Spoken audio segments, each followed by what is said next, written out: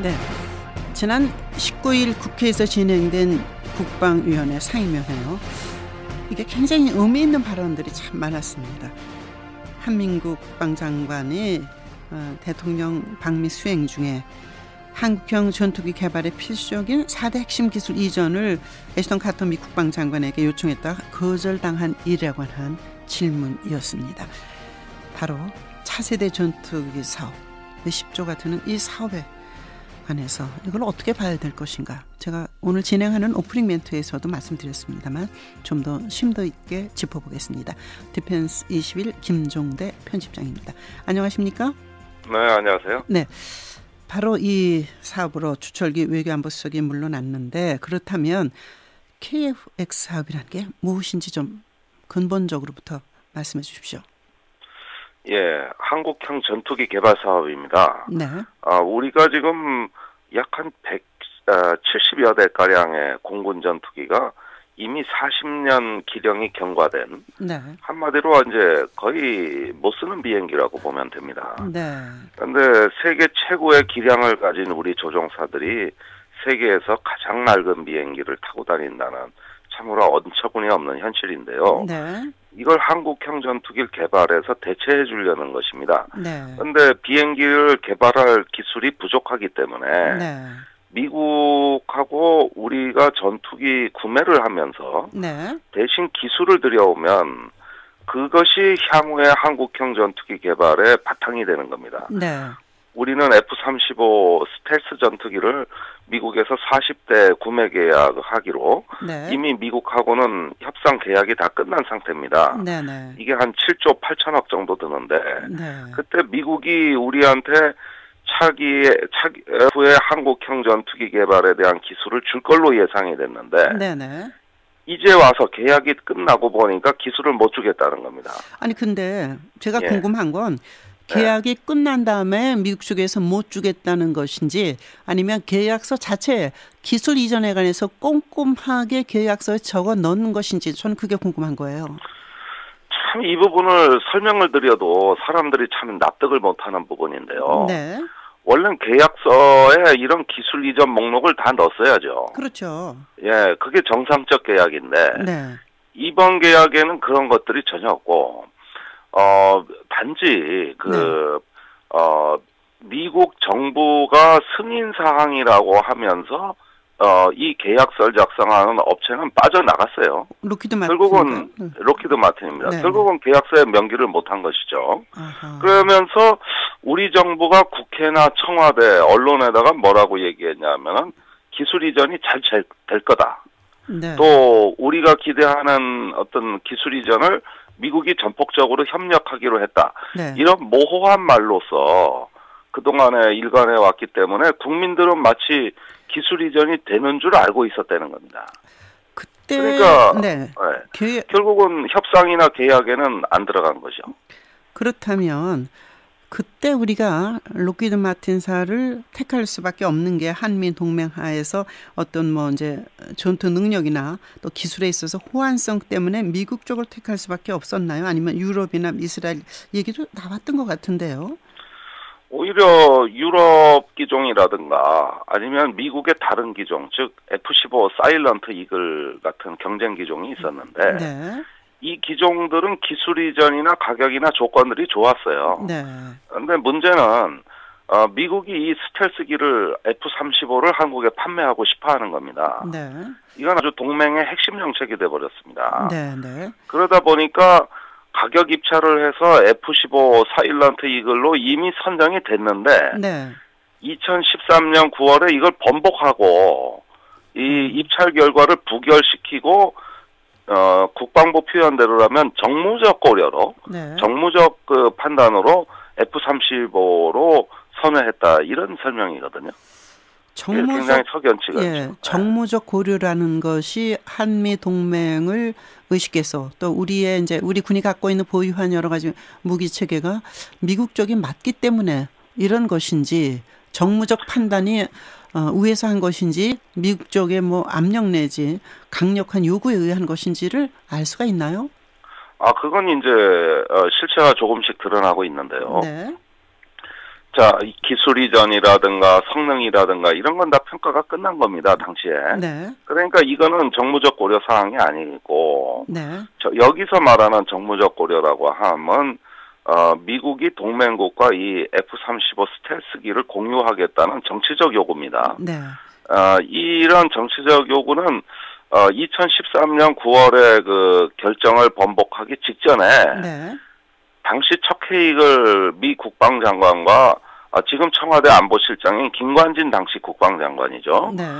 양자 국방장관 회담을 하고 네. 여기서 그 전투기 구매에 대한 미국의 요청이 있었어요.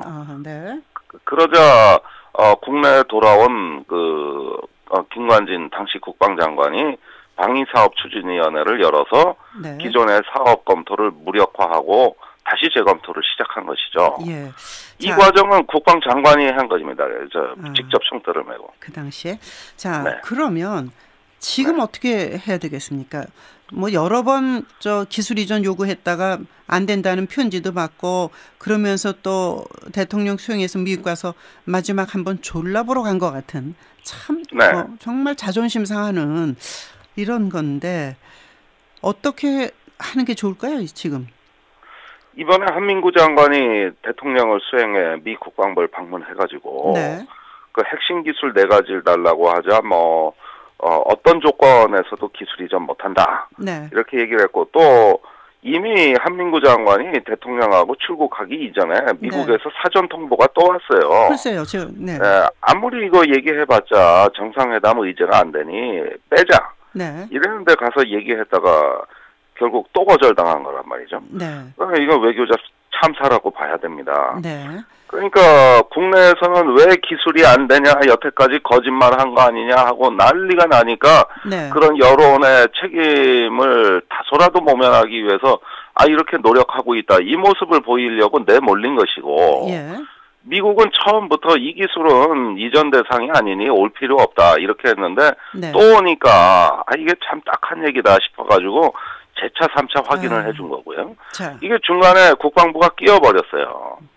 반면에 청와대 방위사업청은 또 남의 일이 되는 것이죠. 자, 4가지 핵심 기술이 어떤 겁니까? 우선 위상 능동 배열 레이더, 즉 기계식 레이더가 아니라 전자식 최신 레이더가 첫 번째고요. 네. 두 번째는 IRST, 즉 적외선 표적 탐지 추적 장치입니다. 네. 예, 세 번째는 EOTGT, 즉 광학 영상으로 그 표적을 추적하는 것이고요. 네 번째는 잼머라고 해가지고 그 전자파 교란 장비입니다. 예. 이 4가지는 전투기에 있어서 이제 눈과 귀와 네. 어떤 그 촉수에 해당되는 것들이 오감이다 이렇게 봐야 되겠군요. 오감입니다. 네. 네. 그러면 그거를 기술 이전이 안 되는 가운데서도 이 계약은 성사돼서 진행돼야 되는 겁니까? 원래 이 기술이 안 들어온다 하더라도 네. 이 전투기는 개발할 수가 있습니다. 당분간 예컨대 전자식 레이더가 아니라 다소 구형인 제식 기계식 레이더를 대체품으로 쓴다든지, 네. 또는 반드시 그것이 필요하다면은 우리 자체 개발하지 말고 외국에서 사와서 네네. 일단 구매해서 쓰다가 나중에 언젠가 한국형 레이더가 개발되면 그때 가서 적용을 한다든지 네. 이런 융통성이나 유연성은 있는 거예요. 자, 그러면 그런데 네, 지금 그런 융통성도 발휘하지 못하는 이유는 그동안 정부가 해놓은 말이 있거든요. 네. 한국형 전투기 레이더를 개발해서 쓰나. 그런데 이제 와서 아니라는 말을 못하는 것이죠. 그러니까 이 전투기가 개발될 수 있는 다양한 대안을 고려할 수가 없는 겁니다. 네. 기존에 한 말 때문에. 자, 말 때문에 묶여 있는 것이 중요한 것인지 그 누구가 네. 말에 묶인 것에 대해서 진정성 어린 사과를 하고 국가의 안보를 위해서 앞으로 나가는 것이 중요한 것인가가 지금 판단해야 되는 거 아닙니까? 말씀하신 대로 이제부터 이거 처음부터 개발 사업을 재검토해서 잘못된 건 바로 잡겠다. 네. 이렇게 얘기하면 살 길이 나오거든요. 네. 그런데 그런 것들을 할 수 없는 자기의 잘못을 인정을 못하다 보니까 점점 이제 죽는 길로 가는 것이죠. 예. 지금 정부가 내놓은 대안은 뭐냐 하면은, 네. 미국에서 기술 못 받은 국산화 개발을 하겠다는 건데. 그만한 기술이 있어야 개발하는 거 아닙니까? 이건 미국도 27년에 걸쳐 수조 원을 들여 개발한 레이더 기술인데. 예. 한국이 390억 원으로 8년 안에 개발하겠다는 거예요. 그러면은, 그게 가능하냐고 이제 기술적 근거가 뭐냐 그러면, 국방부 답변은 과학자의 의지로 하겠다는 겁니다. 그러니까 이건 죽는 길이죠. 이렇게 되면 나중에 무슨 일이 생기냐 하면은 전투기 개발 사업은 고사하고 이게 레이더 개발 사업으로 이 사업 내용이 바뀌어요. 예. 그거 하나만 해도 천문학적인 사업이니까요. 예. 그러니까 전투기를 개발하는 건지 레이더를 개발하는 건지 이제 성격이 모호해지는 겁니다. 예. 자, 알겠습니다. 엊그제 정두원 국회 국방위원장이 워킹그룹 만든다 한민구 장관이 답변하니까 옆에서 듣다 보니 답답하네요. 우리가 누구한테 부탁을 했는데 딱 거절당했잖아요. 그러면 서로 어색하잖아요. 워킹그룹이라는 게 나중에 연락할게 그러면서 마무리한 것 아닙니까? 이런 말에 한민구 장관이 답을 못했다는 말씀을 드리고 다른 질문으로 넘어가겠습니다. 예. 한일 국방장관 회담이 열렸네요. 네. 그렇죠? 거기서 중요한 대목이 하나 있더라고요. 한반도 유사시에 진출할 때 한국 정부의 동의가 있어야 된다. 그런데 북한 쪽에 갈 경우에 동의해야 되는 거 아니냐는 것에 일본 국방장관이 답을 안 한 것 같아요. 예, 그렇습니다. 전에 인도네시아 한일 국방장관회담 때도 한민구 장관은 똑같이 북한에 대해서 도 한국과 상의해야 된다 그랬는데 그때도 답변 안 했어요. 네. 이 문제는 한국이 얘기하면 일본은 무조건 묵묵부답 피해버립니다. 네. 이게 벌써 한 번이 아니고 몇 번째고요. 네네. 그다음에 한국에 들어올 때 동의받겠다. 네. 아니 이건 너무 당연한 얘기니까 할 필요조차 없는 것이지. 예. 아니 미군도 심지어 한국에 들어올 때 우리와 협의 내지는 동의 절차를 겪는데. 네. 그럼 일본이 들어오는데 동의 절차를 안 겪는다는 건 그건 침략행위 아닙니까? 네. 전 세계 이건 일본만을 특정해서가 아니라 어느 나라든 한국 들어오면 동의 받는 건 당연한 얘기고요. 네. 네. 자꾸 이런 얘기로 이 한일 관계를 포장해버리는데 저는 안타까움을 금할 수가 없습니다. 네. 네. 유사시에 일본이 한국에 안 들어와도 북한을 공격하는 것이 우선 가능합니다. 네. 그 답변대로라면. 공해상에서. 네. 네. 그러면은 여기에 우리는 그건 일본이 한 거고 우리 동의할 사항이 아니라고 방관하고 말 겁니까? 네. 그러니까 어차피 이런 문제는 일본이 한국 영해에 들어와서 북한을 공격한다는 비현실적 가정을 전제로 한 것이고 예. 실제 문제는 그것이 아니라 일본은 공해와 자기네 영토에서 직접 북한을 공격할 수 있다. 이게 문제가 된 것이고요. 네, 네. 또 일본의 역할은 후방 지원인데 네, 네. 이 후방 지원은 이미 참전국이 된다는 뜻입니다. 그렇죠. 예. 영해에 들어오건 안 들어오건 유사시에 일본은 참전국으로서의 권리와 역할을 한다. 네. 이 얘기가 지금 심각해진 거거든요. 미일 동맹을 등에 업고서 미국의 용인하에 이쪽에 안보 부담을 경제 부담을 지면서 권리를 획득한 일본의 자세다 이렇게 보여지는군요. 그렇습니다. 그게 이미 문제가 됐는데 우리 영해 들어오는 이 문제만 따지고 있으니 안타까운 것이죠. 자 이제 모아서 마지막으로 KF-X 사업 전체를 바꿔야 됩니까? 아니면 이 시점에서라도 다시 조율해서 미국이 아니더라도 앞으로 나가야 됩니까? 저는 네. 이미 KF-X 사업은 거대한 암초를 만나서 네. 배에 드디어 침수가 되는 이게 침몰할 가능성이 높은 위험한 상황이 됐다. 네. 예, 이런 상황에서 빨리 배에서 탈출할 거냐 아니면 배를 수리해서라도 네. 지킬 것이냐 결정해야 된다고 생각하는데요. 네. 그게 아니라 지금 정부는 이상 없다고 말하는 겁니다. 그러니까 좌초 직전의 KF-X 사업은 네. 빨리 국제 공동 개발 기술 이전 개발 방식을 재검토해야 된다. 알겠습니다. 예, 그게 정답이죠.